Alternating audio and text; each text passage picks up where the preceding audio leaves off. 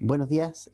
Hoy día, como ustedes saben, había este fin de semana cordón sanitario alrededor de Temuco, por lo tanto los que veníamos desde fuera de la parte urbana de Temuco no podíamos entrar, así es que tuvimos que suspender el servicio presencial, pero aquí estamos transmitiendo desde la casa para todos ustedes y para continuar también este viaje por Lucas, conociendo más a Jesús, conociendo más de Él. Así que te invito a abrir la Biblia ahí en Lucas capítulo 16. Vamos desde el versículo 16 hasta el 31. Vamos a terminar el capítulo el día de hoy. Así que te doy un tiempito ahí.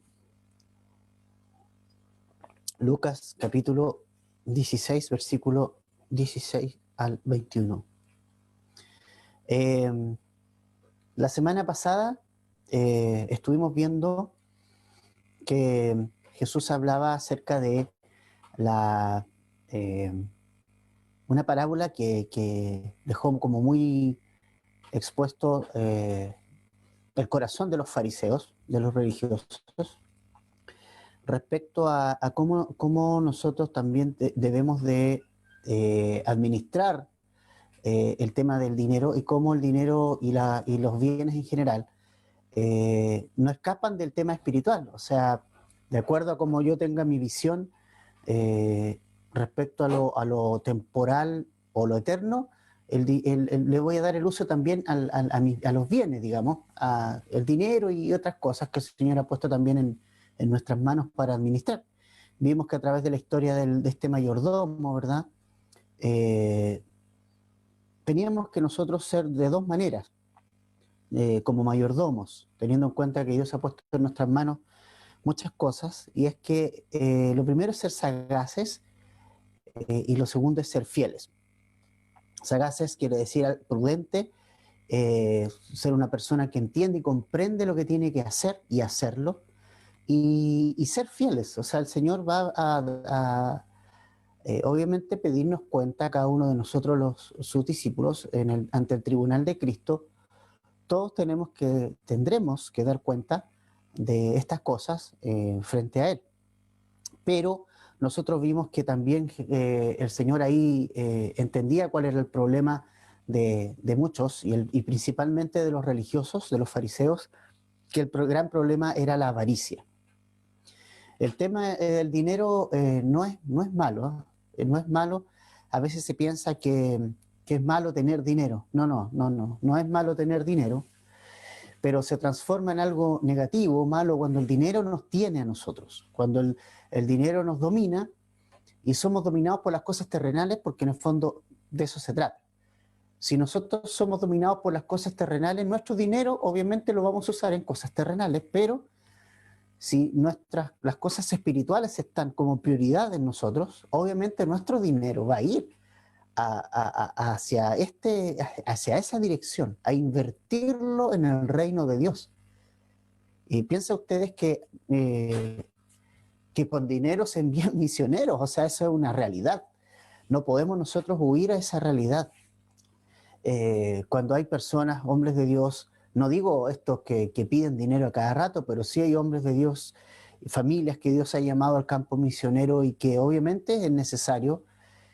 Es cierto que Dios guía, Dios provee, pero también hay una responsabilidad que nosotros como iglesia tenemos de enviar personas, pero también enviarlas eh, sustentando económicamente de alguna manera, por lo menos hasta que encuentre algún tipo de trabajo en otro lugar. Entonces, creo que es muy importante este tema también de cómo invertimos el dinero y lo que el Señor nos ha dado, porque de acuerdo a mi percepción o lo que sea más importante para mí, si lo terrenal es más importante que lo celestial, el dinero va a ir derechamente a mi lado terrenal, ¿no? Mis cosas, mis juegos, mis intereses y los demás, da lo mismo, ¿no?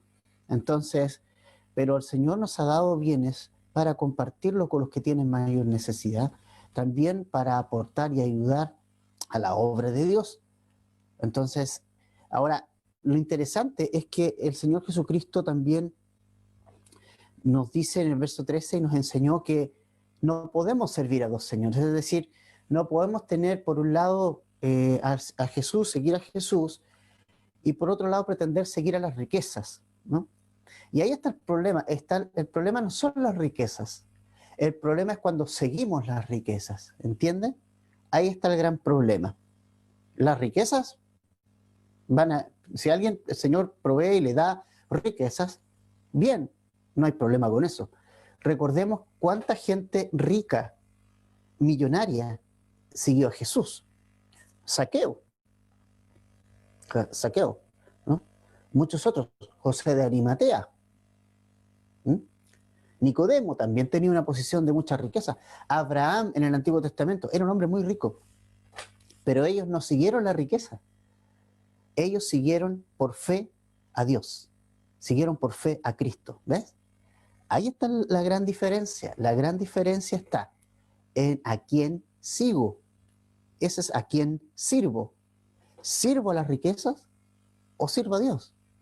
Te fijas que el problema no es la riqueza, porque hay mucha gente, y sobre todo en este tiempo, muchos cristianos que rasgan vestiduras así porque que los ricos, y caen en este tema de, ¿cuál es la palabra? Como de resentimiento contra los ricos, algo que la generación de este tiempo tanto tiene, ¿no? Esa como, tener esa actitud como de resentimiento hacia la gente que tiene más. Y eso es discriminación. Eso es acepción de personas. Dice la Escritura y dice Santiago que nosotros no tenemos que ser y ni hacer acepción de personas, ya sea por el lado que sean pobres o porque sean ricos. También existe el hacer acepción de personas porque tienen más. ¿Te fijas? Entonces, cuidado con eso. El tema no es la riqueza. No crees en tu corazón ese resentimiento contra la gente que tiene más. Simplemente lo que nos está enseñando el Señor Jesucristo, sí, que nosotros debemos servir a un Señor, que es a Jesús. Ahora, ¿cuál era el problema de los religiosos fariseos? Que ellos estaban sirviendo a otro Dios. Ellos estaban sirviendo a sus propios vientres, a sus propias vidas. Los fariseos no servían a Dios. Decían servir a Dios, pero ellos eran avaros. Dice el versículo, y ahí está el problema, el versículo 13 dice que, el 14, que oían los fariseos todas esas cosas, y que eran avaros y se burlaban del Señor Jesucristo. Se burlaban porque eran avaros, porque querían más, porque amaban las posiciones, amaban el dinero, pero también amaban las primeras posiciones en los asientos en las sinagogas, también amaban estar en las reuniones políticas con Pilato, con las demás autoridades. Es decir, ellos amaban el ser reconocidos por las personas y también amaban el dinero. Ese era el problema que los religiosos fariseos tenían, que ellos amaban toda esta parafernalia, ¿cierto? Amaban las riquezas, eran avaros, querían más y más y más, y nunca daban, nunca se desprendían de nada. Y algo que era interesante, que ellos pensaban que Dios les bendecía porque ellos eran ricos. Y vamos a ver una historia hoy día que nos va a dejar helados respecto a esa idea que había en el mundo y que probablemente que muchos hoy día todavía piensan, ¿eh? De hecho, esto es muy similar a lo que enseñan los fariseos. Coinciden plenamente con lo que enseñan hoy día el movimiento de la prosperidad, que piensa que los que tienen más es porque Dios los bendice y los que tienen menos es porque Dios no los bendice. Los fariseos pensaban así. Encaja perfectamente con lo que los fariseos pensaban. Los fariseos creían, los religiosos creían y hacían creer a los demás que porque tenían dinero Dios los estaba bendiciendo, y cuando no tenían dinero Dios no lo estaba bendiciendo. Era un pobre hombre que estaba desvalido y que para nada Dios lo tenía en cuenta, porque todo se medía en cuanto a eso. ¿Y cuán equivocados estaban? ¿Cuán equivocados estaban? Entonces, Jesús enfrenta y confronta a estos religiosos con esta enseñanza, y los religiosos se burlan de él, pero Dios conoce los corazones, ¿sabes? Y Jesús dijo que lo que los hombres tienen por sublime, o sea, como algo importante, Dios lo tiene por abominación.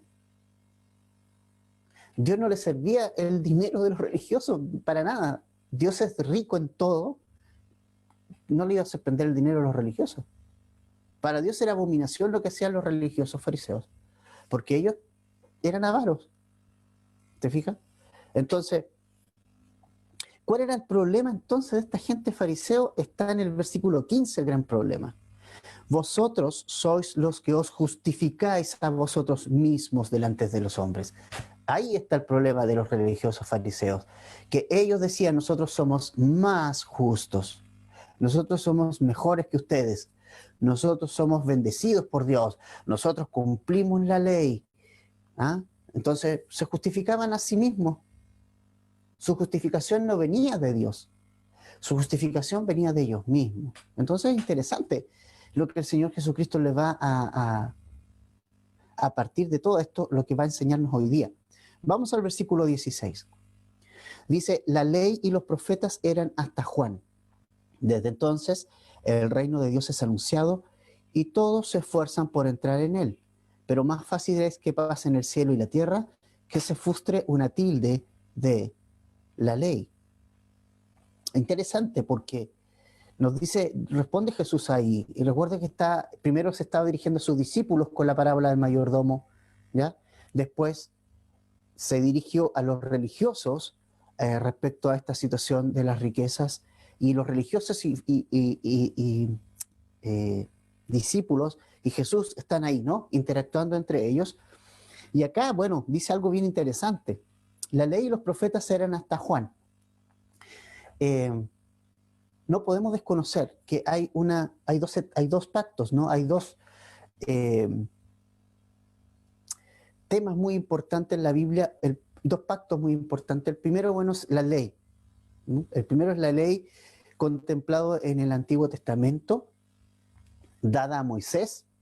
Dice la Escritura que la ley ha sido dada a Moisés, pero la gracia de Cristo y la gracia y la salvación ha venido por medio de Jesús.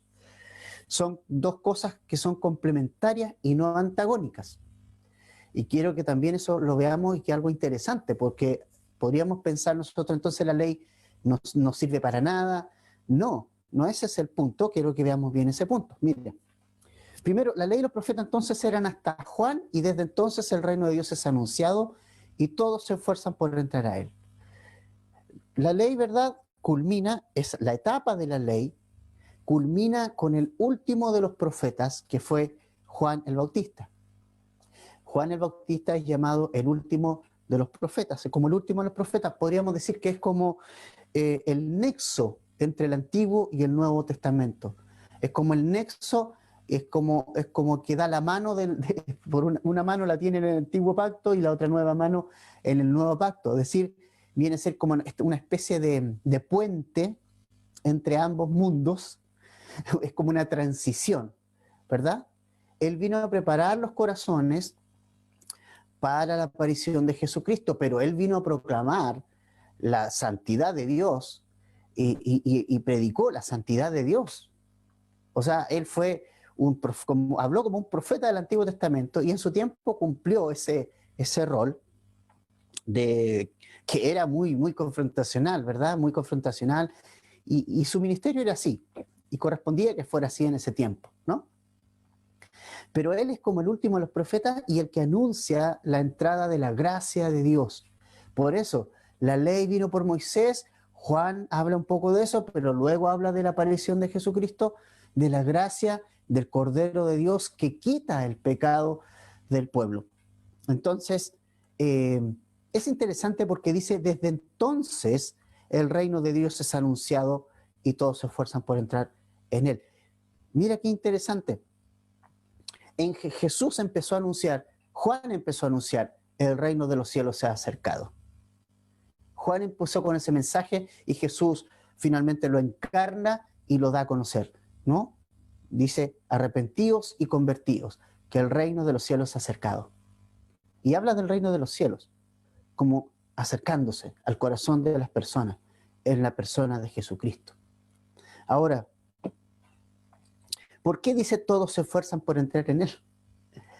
Porque el hombre estaba haciendo esfuerzos humanos por entrar en el reino de los cielos.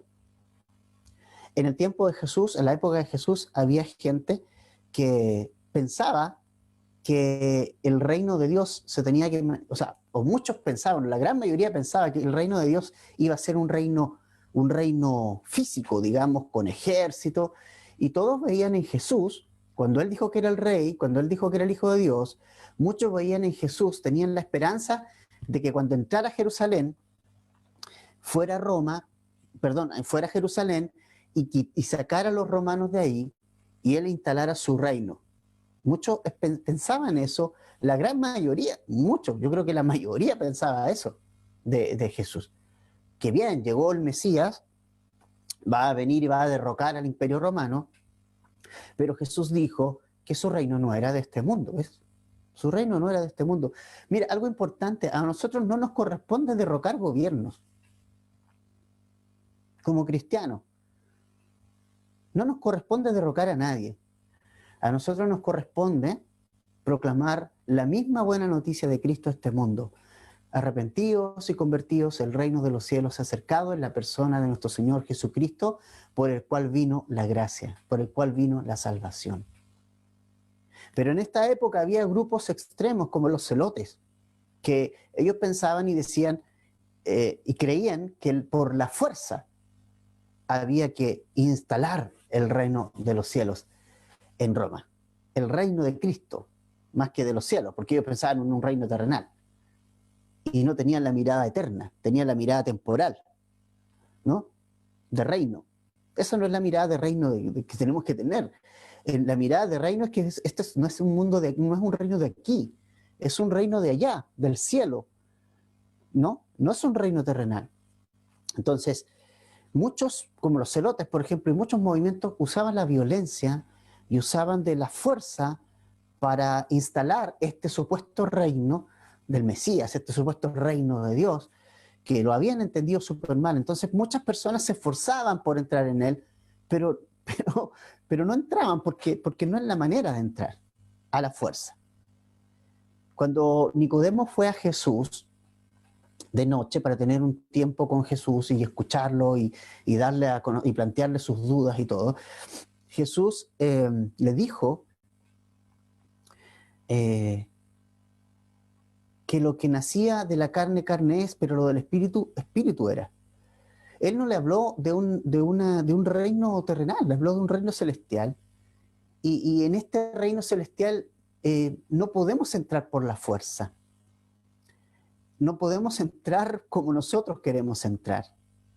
A este reino celestial entramos como Dios ha determinado que entremos, ¿no? Y la forma de entrar es por medio de la persona de Cristo.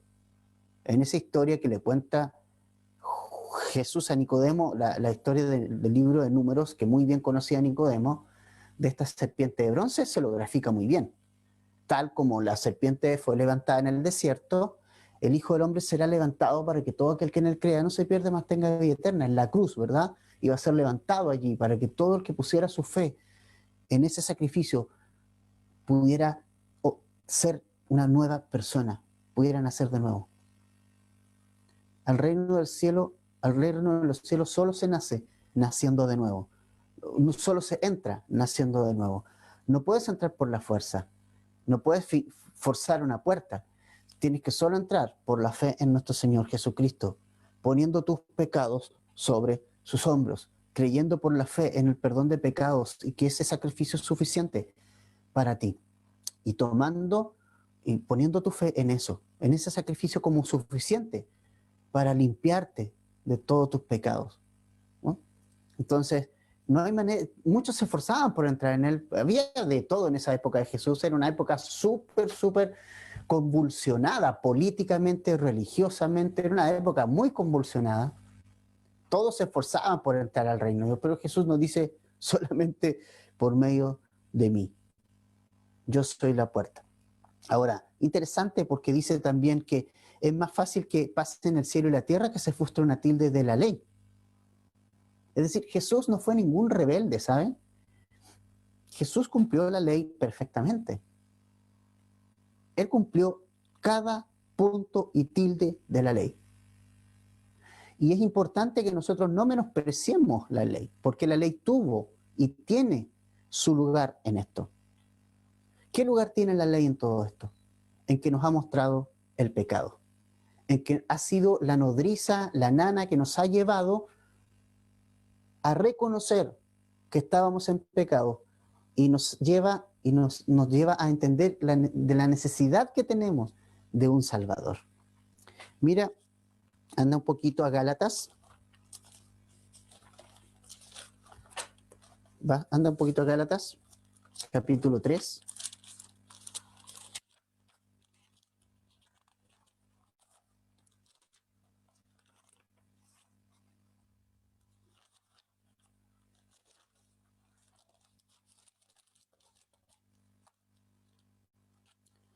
Gálatas, capítulo 3.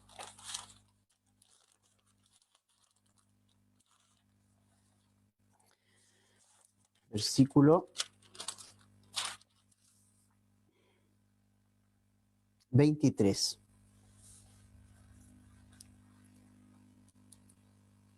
Dice, pero antes que viniese la fe, ¿verdad? Antes de Cristo, estábamos confinados bajo la ley, encerrados para aquella fe que iba a ser revelada. De manera que la ley ha sido nuestro ayo para llevarnos a Cristo, a fin de que fuésemos justificados por la fe. Pero venido la fe, ya no estamos bajo ayo, pues todos sois hijos de Dios por la fe en Cristo Jesús. Porque todos los que habéis sido bautizados en Cristo, de Cristo estáis revestidos. Entonces, la ley no es mala, la ley es santa y es justa. O sea, no podríamos pensar que la ley es mala. La ley refleja el carácter santo de Dios. Dios es santo, Dios es un Dios santo y está reflejado en la ley, claramente. Ahora, el verso 19 de Gálatas 3 dice, ¿para qué sirve la ley? Fue añadida a causa de nuestras transgresiones, hasta que viniese la simiente a quien fue hecha la promesa y fue ordenada por medio de ángeles en manos de un mediador. ¿Ya? Y el mediador no lo es de uno solo, pero Dios es uno. Entonces dice, mira, luego la ley es contraria a las promesas de Dios en ninguna manera. Porque si la ley dada pudiera vivificar la justicia, fuera verdaderamente por la ley. Más la Escritura lo encerró todo bajo pecado, para que la promesa que es por la fe en Cristo fuese dada a todos los creyentes. O sea, la ley tiene su lugar. La ley es santa y nos muestra el carácter santo de Dios. Pero ¿cuál era el problema? Nosotros éramos el problema y nos muestra nuestro pecado. Y por eso la ley nos muestra nuestro pecado y nuestro pecado y reconocimiento de nuestro pecado nos lleva a la gracia, nos lleva a Cristo. ¿Eso significa que es completo? Pero es interesante lo que continúa diciendo Jesús a los religiosos. Mira el verso 18, por favor, de Lucas 16. Todo el que repudia a su mujer y se casa con otra adultera, y el que se casa con la repudiada del marido adultera. ¿Por qué Jesús toca este punto? Es como que tú dices, esto está fuera de contexto. No, no está fuera de contexto, porque los fariseos y los religiosos creían cumplir la ley, pero Jesús sabe que no la cumplía. Por supuesto que no, no hay ningún hombre que pueda cumplir la ley. Y ahí está el problema de los religiosos y de muchos hoy en día que pretenden justificarse ellos mismos delante de Dios, creyéndose superiores, creyéndose personas de primera categoría, mirando a los demás como poco espirituales y alejados de Dios. ¿Mm?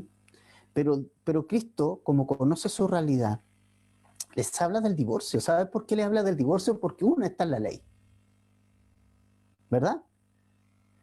¿Y qué pasaba con los religiosos fariseos? Que ellos habían ideado planes de interpretación de dar carta de divorcio y tomaron esa ley de dar carta de divorcio, la interpretaron como que uno podía dar carta de divorcio por cualquier cosa. Por ejemplo, ellos decían, muchos maestros de la ley, religiosos fariseos, enseñaban que, por ejemplo, una mujer, tu esposa te servía un plato de comida y este plato de comida estaba frío, o se había quemado, era motivo para divorcio. Algo parecido. O si tu esposa hacía tal o cual cosa, era motivo de divorcio. Es decir, los fariseos se casaban una y otra vez. Y tenían esa práctica. Muchos dejaban a sus esposas porque eran de avanzada edad y querían tener una esposa más joven. Entonces, imagínate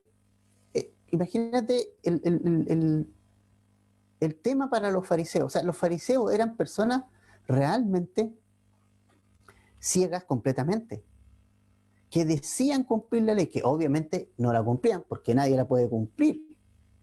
Y el problema es que ellos se autojustificaban. Pero Jesús, como conocía el corazón de ellos, desnudó todas estas cosas en ellos. ¿Cuál era la finalidad de Cristo? Que ellos se arrepintieran. Que ellos se arrepintieran, que ellos vinieran y entendieran y conocieran su propio corazón para que verdaderamente vinieran a Cristo. Porque si ellos verdaderamente consideraban la ley, habrían considerado su condición delante de la ley. Si ellos verdaderamente hubieran estudiado la ley, se hubieran reconocido como imposibilitados de cumplir la ley, y se hubieran visto obligados a ir a Jesús en humildad. Pero ellos no quisieron hacer eso, insistieron en su autojustificación. Y ellos tenían estas prácticas malvadas. Ellos decían, no, porque yo me puedo divorciar de mi mujer porque me miró feo en la mañana. Y era suficiente para dar carta de divorcio.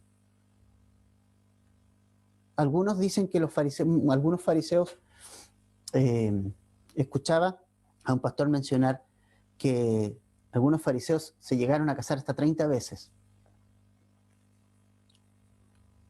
Imagínate. Nada más lejos de la realidad de lo que Dios quería. Entonces, nada más lejos de la propia ley que ellos mismos decían cumplir. ¿Te fijas? Entonces, pero es interesante lo que los fariseos hacían, ¿no? Y pensaban, pero ellos creían que eran lo mejor, que eran lo mejor de la sociedad, que estaban cerca de Dios. Increíble, ¿no? Y ahora, en los versículos 19 al 31, hay una historia muy tremenda que va a golpear fuerte a los fariseos y a todos, en realidad, respecto a justamente la riqueza. Justamente esto que pensábamos que, bueno, el que tiene más es porque Dios lo está bendiciendo, el pensamiento de la época, ¿no? Mira lo que dice esta historia, verso 19. Había un hombre rico que se vestía de púrpura y de lino fino y hacía cada día banquete con esplendidez. Había también un mendigo llamado Lázaro que estaba echado a la puerta de aquel lleno de llagas y ansiaba saciarse de las migajas que caían de la mesa del rico, y aún los perros venían y le lamían las llagas. Aconteció que murió el mendigo y fue llevado por los ángeles al seno de Abraham, y murió también el rico y fue sepultado. Hasta ahí primeramente. Ok. Jesús entonces acá nos muestra una historia de estas personas. No es una parábola, es una historia. No sabemos si es una historia verdadera o no, pero está contando una historia de dos personas que tienen una realidad totalmente opuesta, completamente opuesta, diametralmente opuesta.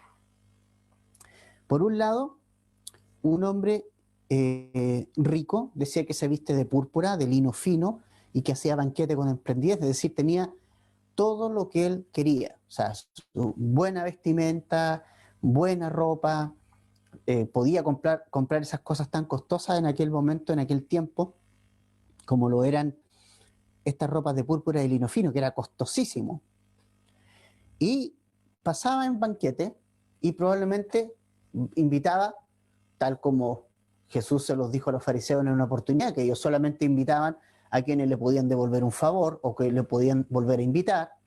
No invitaban a los pobres, no invitaban a los lisiados, solo invitaban a gente de su rango, de su entorno. Y este era un hombre de esos, ¿no? Este rico, era un hombre de esos que hacía banquete con esplendidez, pero que solamente invitaba a las personas como él, ¿verdad? Y en una realidad diametralmente opuesta, había un hombre pobre, tan pobre que era mendigo. O sea, comparamos entonces un vestido de púrpura y lino fino con ahora un hombre mendigo andrajoso, que su vestimenta era andrajosa completamente. Y tenemos también que además no comía sino de las migajas, de lo que sobraba, probablemente de los pedazos que sobraba de este banquete, eran los que él comía a la puerta de este hombre rico. Y estaba echado de la puerta y comía de las sobras, además tenía llagas, y él ansiaba saciarse de las migajas que caían de la mesa del rico. O sea, de las sobras del rico, este hombre anhelaba comer, ¿no? Interesante. Y venían los perros y lamían las llagas, porque un hombre que tenía heridas por todas partes. Entonces tenemos dos realidades totalmente opuestas, podríamos decir. ¿Y qué es lo que pensaba el común de la gente de la época de Jesús? Que obviamente yo creo que en la imaginación, en la mente, mientras Jesús contaba esta historia, en la mente de los religiosos y también de los discípulos probablemente y de la gente en general, estaba diciendo, bueno, este hombre rico, es el que está bendecido por Dios. Este hombre rico está con Dios. Y este hombre pobre seguramente está castigado por Dios. Está lejos de Dios. Por eso Dios lo tiene así. Ese es el pensamiento que la gente tenía en la época de Cristo y de Jesús. Y es algo que se ha ido traspasando a través de los siglos hasta llegar a nuestro tiempo. Si en nuestro tiempo no es muy diferente de cómo muchas iglesias creen que la riqueza es producto de la bendición de Dios. Y qué triste es eso. Qué triste es eso, porque eso no es así. Eso no es así. Eso no es así. Recuerden ustedes que Jesús le dijo a una persona, el Hijo del Hombre no tiene dónde recostar su cabeza. ¿De verdad? No, es decir, no significa con esto, y es algo también que hay que aclarar en esta historia, que los ricos se van al infierno y que los pobres se van al cielo. No está hablando de eso. Vamos a ver cómo sigue esta historia para que no nos perdamos, ¿ya? Pero son dos personas diametralmente con una realidad opuesta. Y además, nosotros vemos que la gente pensaba que el rico entonces era bendecido por Dios y el pobre y el mendigo era porque era castigado por Dios. Recordemos la historia de Job, cuando vinieron sus amigos, oye Job, ¿qué hiciste? Que Dios te tiene así. ¿Te acuerdas? Cuando él tenía toda su riqueza y su familia y toda la cosa, no, si está bendecido por Dios, pero después resulta que Dios mismo permitió que Satanás tocara algunas cosas, entre ellas su dinero y la salud y su prosperidad económica y todo, y vinieron los amigos y le dijeron, ¿por qué Dios te tiene así? Entonces, ¿te das cuenta cómo somos? ¿Te das cuenta? Ahora, mira cómo sigue esta historia. Versículo 22 nos recuerda algo importante.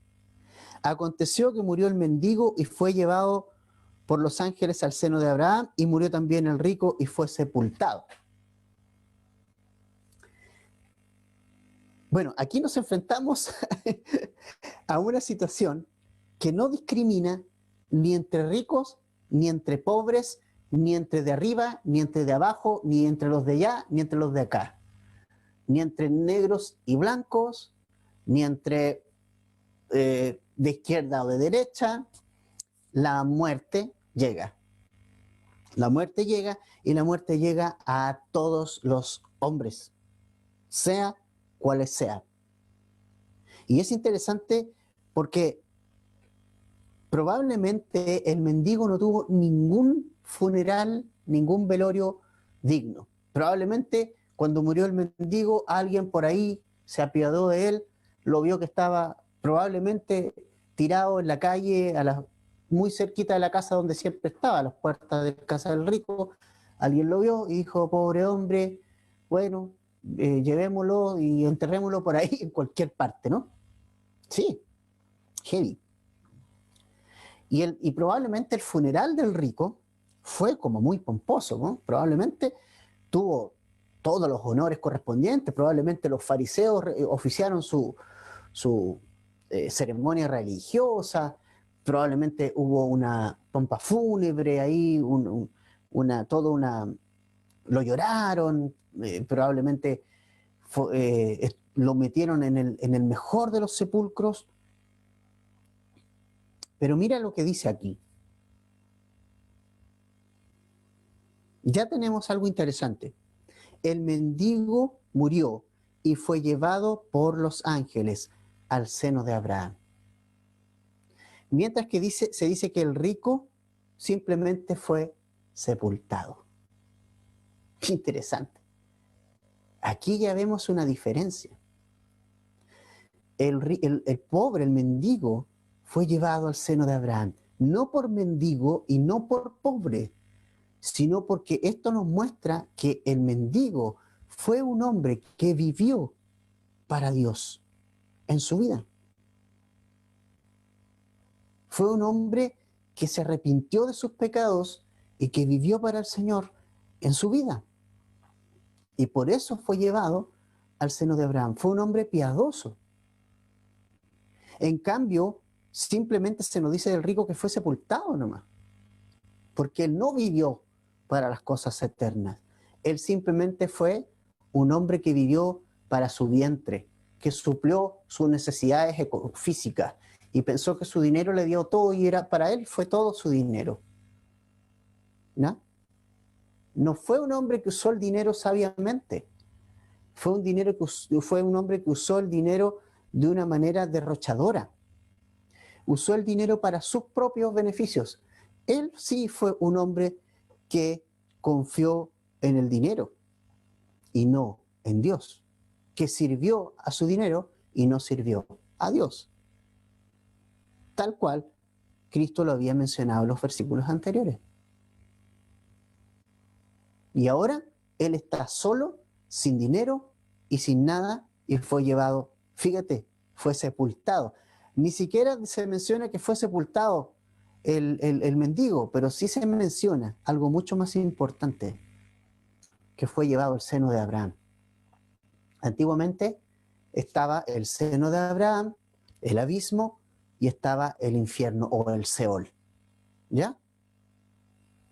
Ese era antes de Cristo, antes que Cristo viniera a este mundo, estaban esos lugares. El seno de Abraham, donde iban los piadosos, los que esperaban la promesa de Cristo, y estaba el otro lugar, el lugar de los muertos o de tormento, donde los que no vivían esperando ese momento. Dice también que Jesús, la Escritura dice que bajó a los infiernos. Cuando Él murió, ¿cierto? Estuvo allí y llevó cautiva la cautividad. Y ya ese lugar ya no está, ahora está el cielo y obviamente está el tema del infierno. Pero es interesante lo que nosotros vemos aquí, porque mira cómo continúa la historia en el verso 24. Entonces él, el rico, dando voces, dijo: Padre Abraham, ten misericordia de mí y envía a Lázaro para que moje la punta de su dedo en agua y refresque mi lengua, porque estoy atormentado en esta llama. Mira qué interesante. El rico pasó de rico a mendigo. Ahora el rico está mendigando y está pidiendo a Abraham que por favor envíe a Lázaro, a quien él tuvo todos los días ahí en la puerta y a quien no nunca le hizo misericordia. Simplemente lo veía ahí, ¿no? Entonces ahora él se transformó en un mendigo. Y Lázaro era un hombre rico. Y ahí está el tema, hermanos, ¿no? Cuando bienaventurados los pobres en espíritu. porque de ellos es el reino de los cielos. Cuando somos pobres en espíritu, cuando perdemos nuestra vida, la hemos hallado. Cuando hemos perdido nuestro corazón, cuando hemos perdido el yo, cuando nos hemos arrepentido, es cuando hemos encontrado la vida. En cambio, cuando vivimos para nosotros mismos, para satisfacer nuestras propias necesidades, y nos creemos, somos lo mejor del mundo, cuando vivimos para nosotros y no para Cristo, somos mendigos. Aún siendo ricos. Este rico, aun con todo lo que tenía,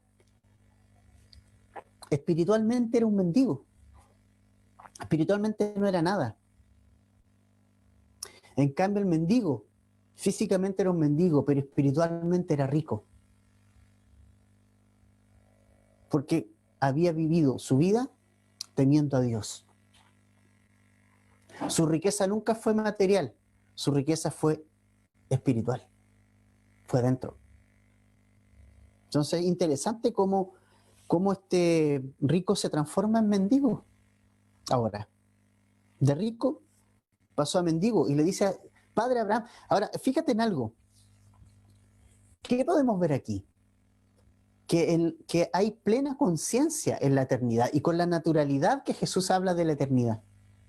¿Sabes qué? Este es un tema bien importante porque se nos olvida a veces. Esta vida que nosotros estamos viviendo actualmente es una vida pasajera.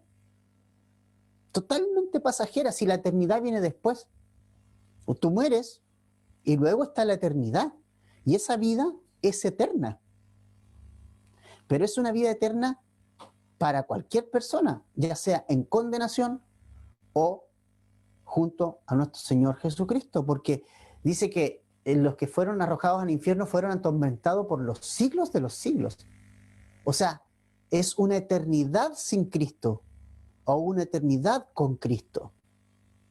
Pero mira con la naturalidad que Cristo habla de la eternidad, lo habla con una naturalidad total, porque probablemente la gente todavía no tenía el concepto ni la idea de que lo eterno, bueno, está a la vuelta de la esquina. Y sí, hermano, la eternidad está a la vuelta de la esquina. ¿Y para quién estamos viviendo entonces? ¿Para qué estamos viviendo? ¿Cómo estamos administrando lo que el Señor nos ha entregado? ¿Y para qué estamos viviendo? ¿Para quién estamos viviendo? ¿Para quién? Mira, aquí hay plena conciencia del sufrimiento. Fíjate que el rico daba voces, de lejos vio a Abraham, mira, conoció a Abraham. O sea, hay plena conciencia, va a haber plena conciencia en la eternidad, plena conciencia. Voy a saber, este es Jesús. ¿Ah? Vas a saber eso.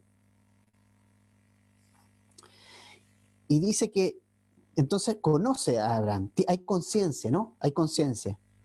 Sabes perfectamente quién son los demás y quién eres y quién vas a ser, quién eres tú. Y luego dice que hay tormento allí, dice, envía a Lázaro para que moje la punta de su dedo en agua y refresque mi lengua porque estoy atormentado en esta llama. Es decir, también hay plena conciencia de lo que te pasa. Es decir, el rico sintió tormento porque está en una llama, se sofocó de calor. Es decir, también hay plena conciencia de lo que me pasa. No solo hay plena conciencia de lo que soy, de quién es el que está al lado, sino que hay una plena conciencia de lo que me está pasando. Por eso te digo, la eternidad con Cristo, vas a estar plenamente consciente de lo que está pasando a tu alrededor. Vas a saber que Jesús es ese que está allí, que Abraham es el que está allá, que Pablo es el que está más allá, que tu familiar que murió con Cristo está allí, que tú eres tú. Eso vas a ver conciencia de eso. Pero en el infierno también va a haber conciencia. Va a haber conciencia que Satanás es el que va a estar al lado tuyo. Por eso te digo, y esto es una cosa urgente, tú decides aquí, en esta vida, dónde quieres pasar la eternidad. La eternidad es la verdadera vida. Esta es una cáscara. Esto es una cuestión netamente pasajera.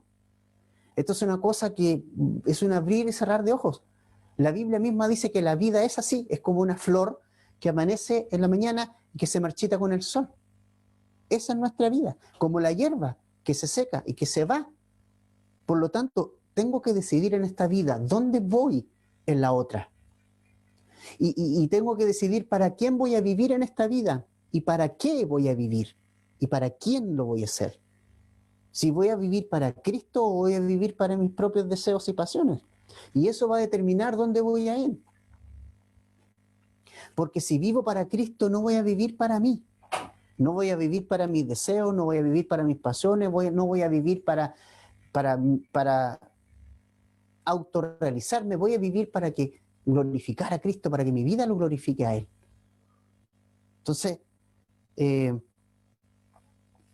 importante lección nos está dando acá y qué fuerte golpe para los religiosos y para la gente en general que pensaba que por ser rico era un motivo de bendición. Y acá Jesús nos está diciendo no. No se trata de que tengas más o menos si vas a ir al cielo. No se trata de que si tienes más dinero eres bendecido por Dios y si no tienes no eres bendecido por Dios. Porque mira quién fue bendecido finalmente, el mendigo. Importa simplemente para quién estoy viviendo. Verso 25, la respuesta de Abraham. Pero Abraham le dijo, hijo, acuérdate que recibiste tus bienes en esta vida. En tu vida. Recibiste bienes en tu vida y Lázaro también males. Pero ahora este es consolado aquí y tú atormentado. Es decir, la respuesta de Abraham no fue arrepiéntete y ven para acá. O sea, aquí vemos, hermano, que no hay segunda oportunidad. No hay una segunda oportunidad. Es en esta vida donde tú tienes la oportunidad, esta y no otra, de vivir para Dios. No habrá una segunda oportunidad en el infierno. No, no la habrá. Es una decisión que tú tienes que tomar hoy. ¿A quién vas a servir? ¿A quién voy a seguir? ¿Para quién voy a vivir? Si vives para ti, no puedes vivir para Cristo.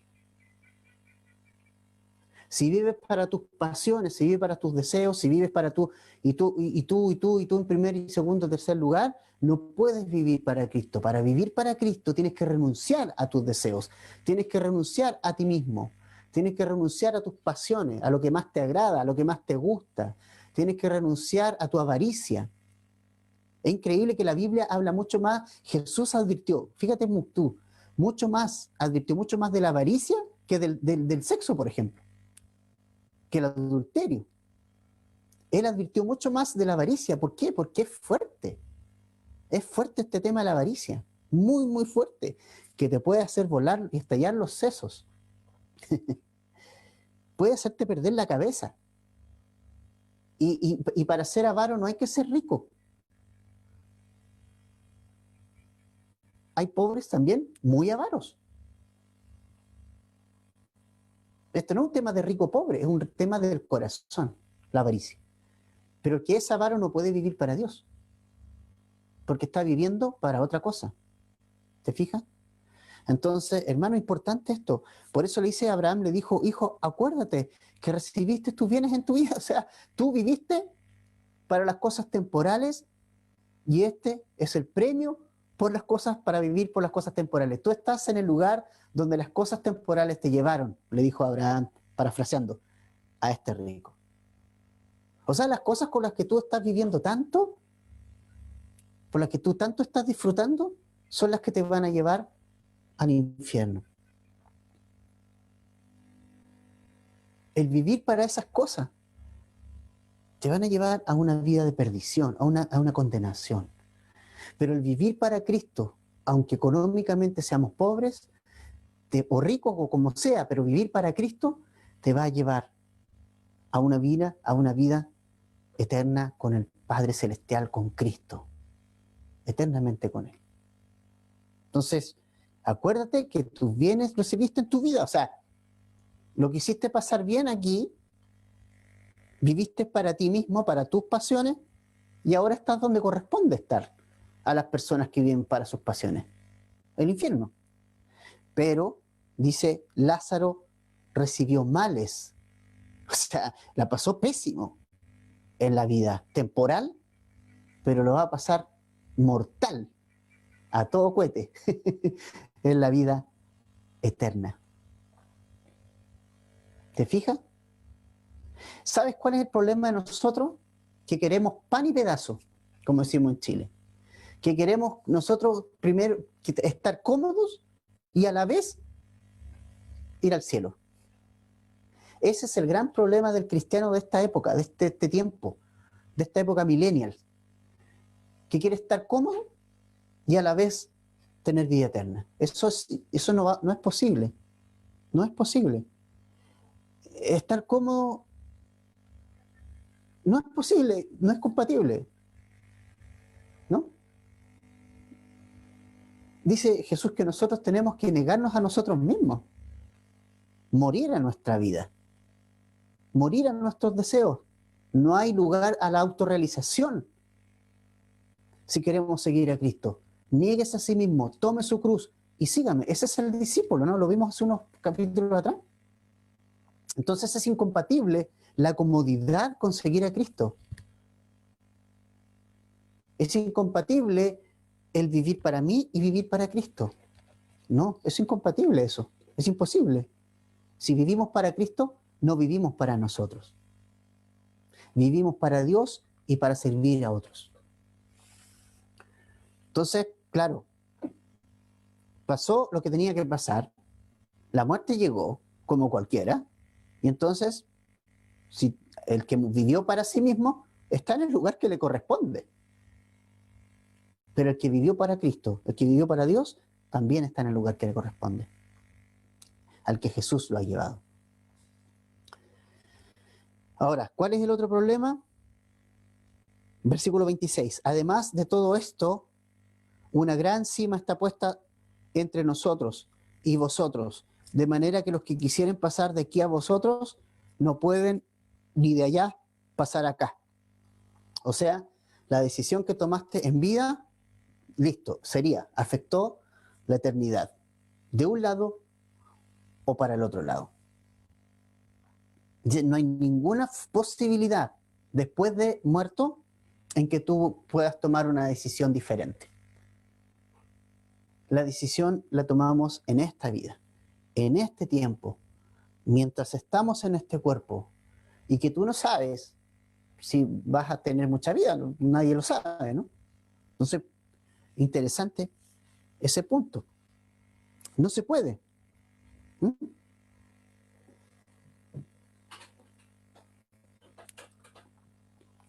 No hay segunda oportunidad. No hay segunda oportunidad. Ahora, en su desesperación, mira lo que le dijo este rico en el verso 27. Entonces le dijo: te ruego pues, padre, que le envíes a la casa de mi padre, porque tengo 5 hermanos, para que les testifique, a fin de que no vengan ellos también a este lugar de tormento. Y Abraham le dijo: a Moisés y a los profetas tienen, óiganlos. Entonces dijo: no, padre Abraham, pero si alguno fuera ellos de entre los muertos, se arrepentirán. Mas Abraham le dijo: si no oyeren, o si no oyen a Moisés y a los profetas, tampoco se persuadirán, aunque alguno se levantare de los muertos. Interesante.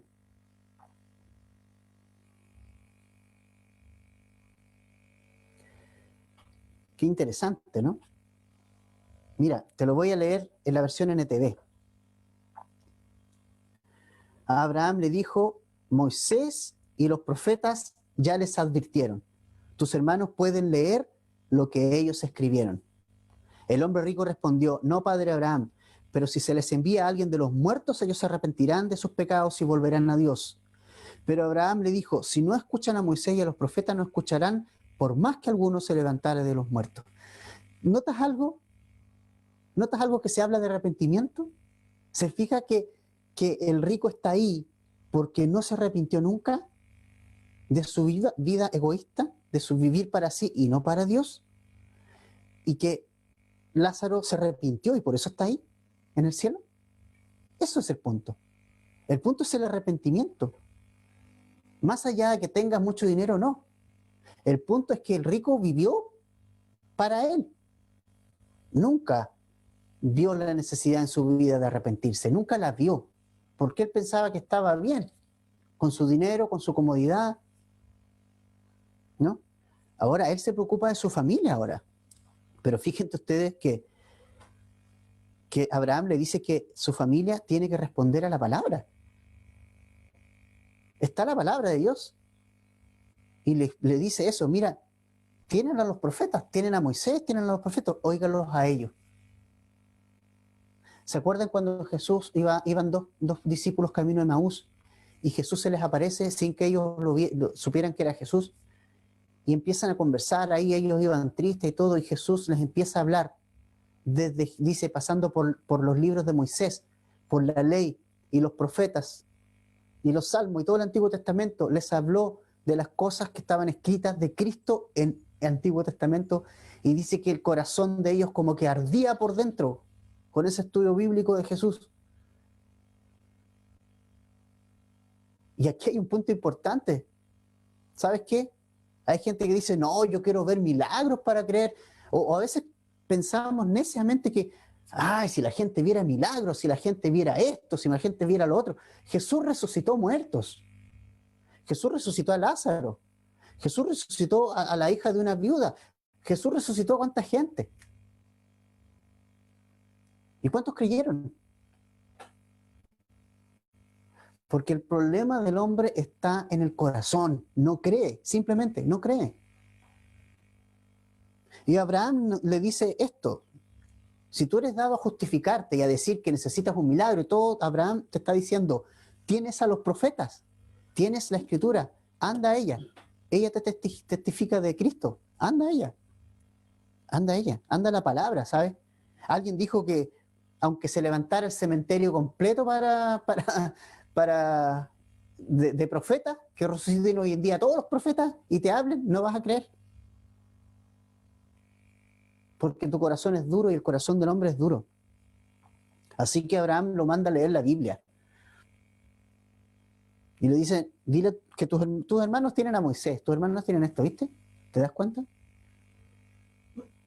Así que tenemos una tremenda enseñanza. Dice, si no oyen a Moisés, nunca se persuadirán, aunque alguno se levante de los muertos. Ahora, ¿quién se levantó de los muertos? ¿Quién? Jesucristo. Él se levantó de entre los muertos. Y aún hay gente que no cree y que pone en duda eso. Entonces, ¿cuál es el problema?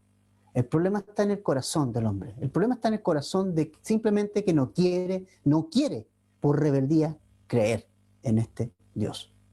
Aunque se levante todo el cementerio a testificarle que Cristo es verdad, no lo van a creer. Porque es un tema que el hombre ha resuelto no creer. Es un tema del corazón, un tema del corazón duro, endurecido por la incredulidad. Pero este libro es el libro que nos lleva a la salvación. Este es el que testifica. La fe viene por el oír, y el oír la palabra de Dios. Así que Abraham dice tranquilo, bueno, ellos tienen la Biblia, ellos tienen a Moisés, ellos tienen a los profetas, que los escuchen, que abran sus oídos. ¿Y qué es importante acá, ves? Qué importante es abrir el oído a la palabra de Dios. Qué importante es que tú abras el oído a la palabra de Dios y que la escuches, y que la oigas, que la practiques.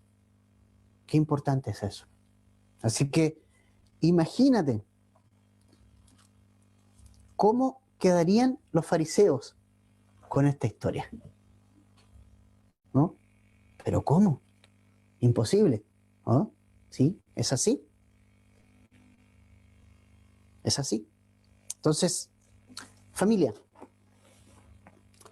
qué importante es tomar decisiones hoy, porque las decisiones que hoy tomo van a ser las que finalmente voy a cosechar en la eternidad. Para quien estoy viviendo hoy va a ser definitivamente donde voy a estar en la eternidad. Y Jesús habla de la eternidad con total naturalidad porque es algo que es real. Porque esa es la verdadera vida. Esta es solamente una vida temporal. Así que animémonos, hermanos. Animémonos porque esta vida somos peregrinos y extranjeros.